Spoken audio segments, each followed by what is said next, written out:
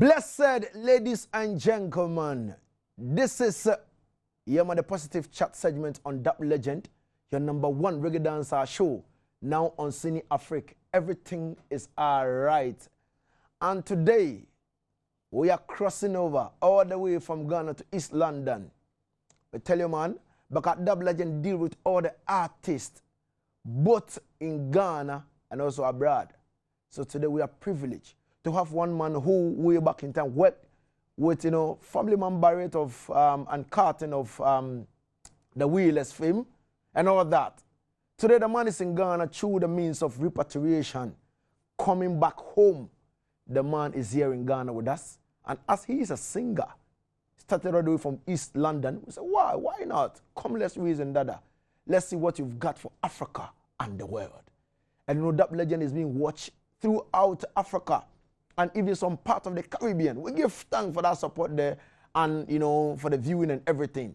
So today in the house, we have Rass Joseph, all the way from East London, coming through Dub Legend. Positive Chat on Cine Afrique. Acted. Joseph. Greetings. How you doing, my brother? Blessed Rastafari. Every time. Yeah, man. Yeah, man. How you doing? Well, I'm a little nervous at the moment. Same. I understand, but all in all, yeah, I feel good to be here. I'm very privileged to be here. Same. And, I just love Africa, and the weather, the people, something about it, the peace that I've felt in Africa. I've never felt anywhere else in the world before. Same. I've lived in Jamaica. I've lived in Jamaica, I've lived in America, England, Spain, but this place here, there's something inside, that I feel. Wow. I can't explain it. Same. I can't explain it. Something is so strong. Some powerful thing pulling me inside here. Yes. Yeah. For how long have you been in Africa, to be specific, Ghana? For how long? Well, I've been in Ghana 6 weeks now. 6 weeks? 6 weeks now. How is the area? Well, I mean, the vibes. The vibes are beautiful, from a spiritual point of view. Yeah. The people are very loving and calm, peaceful. Wow. And only one thing that really bothers me, what is that? This is a black continent. Yeah. You know what I mean? Yeah. From what I've seen, religion or spirituality, the people looking at the white God. You know what I mean? I don't think that, that's not beneficial. Same.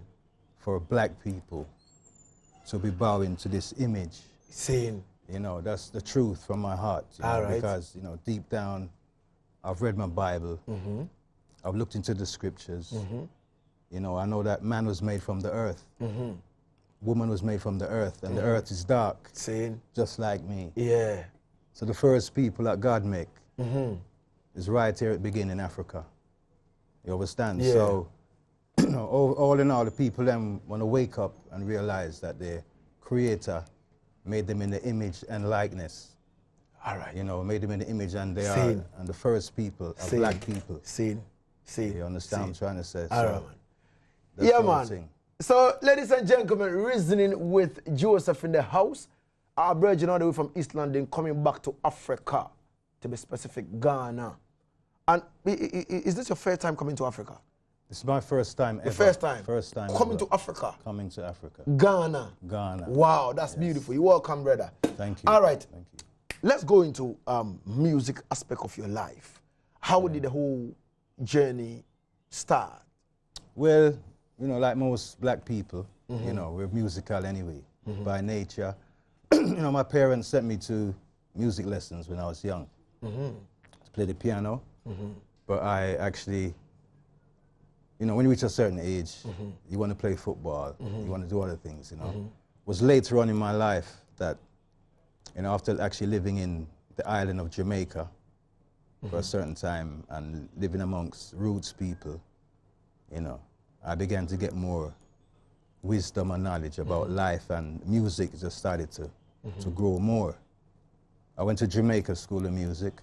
Wow. And to be honest with you, the standard of music that they teach, and I've noticed that the standard in Ghana here and Jamaica, the standards are a lot higher educationally wise. Wow. And I felt a little bit not good enough, you know what I mean? But I dropped out at the Jamaica School of Music. But I actually still practice because I could always write a song. All right. You know, I could always write music. I could always compose music. And after writing a couple of years, I met one of Bob Marley's singers. Okay. Who sang with Bob Marley. Her name is Judy Mowat. Judy Mowat? Yeah, I met her one day in Kingston. The I-Tree? Yeah, yeah. I was in Kingston one day and I met her. And, you know, we spoke and she said, why don't you come to, you know, Tough Gang, where Bob is, if you love music so much. Yeah. So I thought to myself, wow, you know, I was a lot younger, enthusiastic, and I went up there one day. How old was you by then? Wow, I'm gonna tell you my age now.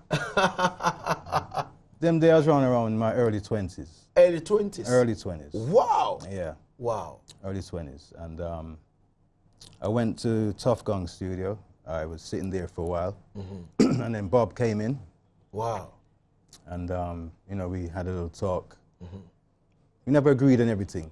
Saying, you know what I'm saying? We never agreed on everything. Was Bob a difficult person? No, I think at the time when I met Bob, it's like, you know, he was going through problems. I think the cancer had got in his system. Yeah, I didn't know, but towards how he was, you know, behaving, because see, something wasn't right, 100%.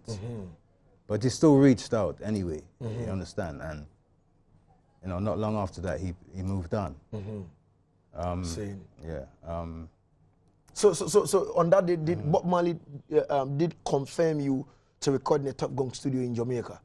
No, that day we spoke about health food, believe it or not, you know, because, you know, it wasn't, we were in this, you know, like in the vicinity of, this place. All right. And there's lots of other artists around, so, you know.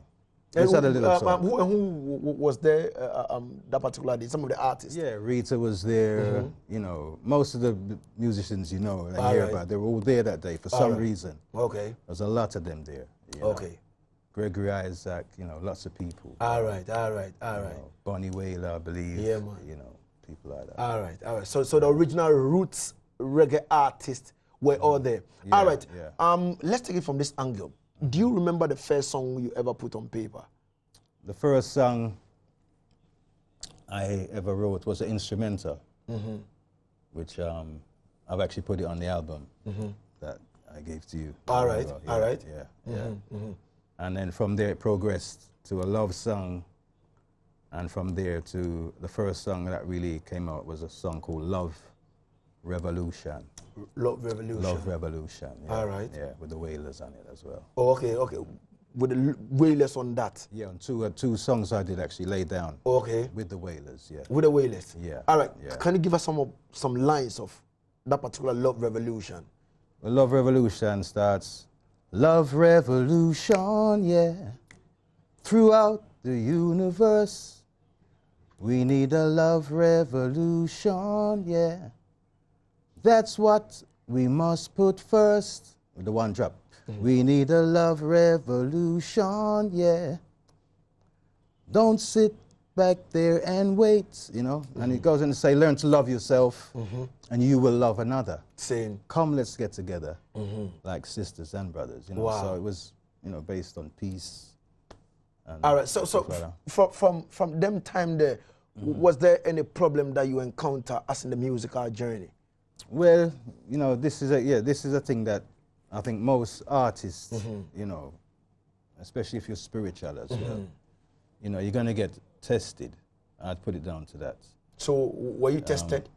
Yeah, you know, I've been tested and tried because, you know, this thing, you know, we're dealing with, you know, the Almighty, you know, Haile Selassie, our God. And, you know, at the end of the day, you know, you're writing music for people to be uplifted.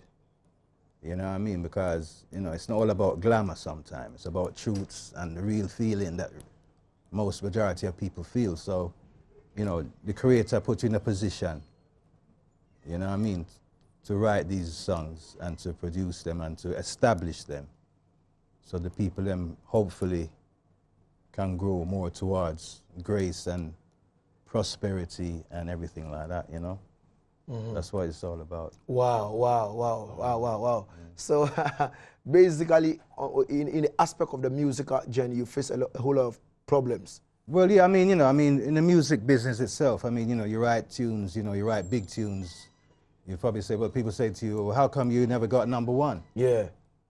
And, you know, obviously, unfortunately, there's a little politics involved. All right. In everything. Same, you know what I mean? same. So, remember Bob Marley himself, about 17, 18 years before he was even heard about. You understand? You know, he broke through. You understand, eventually. But, you know, music is about loving music first. All right. You understand? Because if you're doing it for money right away, you might not be so happy. All right. You understand? So Joseph, you know how many albums have you? I have around, I say 3 or 4 albums. 3 or 4 albums? Yeah, I say three finished, yeah. All right, all right, all right. So what is next in the future line? You see, because I don't want to say what is next in the pipeline, because sometimes when you open the tap, it doesn't flow. So we say, what do you have in the future line? Well, I mean, the future and the present is the same thing, right? We have, you know, it's just the message. Same. Keep blowing the, you know, the triumphant trumpets. You know what I mean? Waking up our people so that they can once go back to the original lick, you know? Or they know themselves, you know. Basically, it's all about love, my brother. Same. You know, that's what Rastafari is all about, you know. Peace, love, unity, upliftment, you know, consciousness, cleanliness, you know, having the right diet, you know what I mean, and having good behavior, you know what I mean, just like the king, because, I mean, the king, Haile Selassie himself, was born here, in Africa. I personally, you know, they should actually teach more in institutions and schools about Nkrumah and Emperor Haile Selassie, because obviously those two men, they wanted to unite the whole of Africa. See. You understand? Which is a very, I mean, from them times, it's a very powerful thing if it actually took place. You see what I mean? So, you know, like most Ghanaians, they love Nkrumah. You see what I mean? So they follow the philosophy and the teachings, you know, because even Nkrumah himself was taught by Emperor Haile Selassie. So, you know, having such a great man born in Africa with the title King of Kings, Lord of Lords, conquering Lion of Judah. I mean, Africans should be on top. Rastafari. They should be on top. Yeah, man. Yes, sir. I wish we could have, you know, continue and chat, but, you know, our time. You don't know, say, yo, that legend, now in Cine Afrique, everything is all right. Joseph, repatriated virgin, now in Ghana, and believe you me, he's here to stay. He's not going anymore. He said, Lagazee, I'm doing everything inside Ghana now. I'm staying with my, you know, my family. Everybody is here. You understand? We give thanks for the eye passing through to, you know, reason with us on the positive chat segment on That Legend, on #1 Reggae Dancer show. Everything is all right. I believe this is not going to be the, you know, last time, but he will continue to pass through the show so that we can have talk, so that whatever he has, you know, for the youth also, because I believe he believes a lot in the youth and he loves to work with the youth as well. So whatever he has, he'll give it to the youth. Rastafari will say, keep watching That Legend on Cine Afrique. At Ted. All right, we're jamming.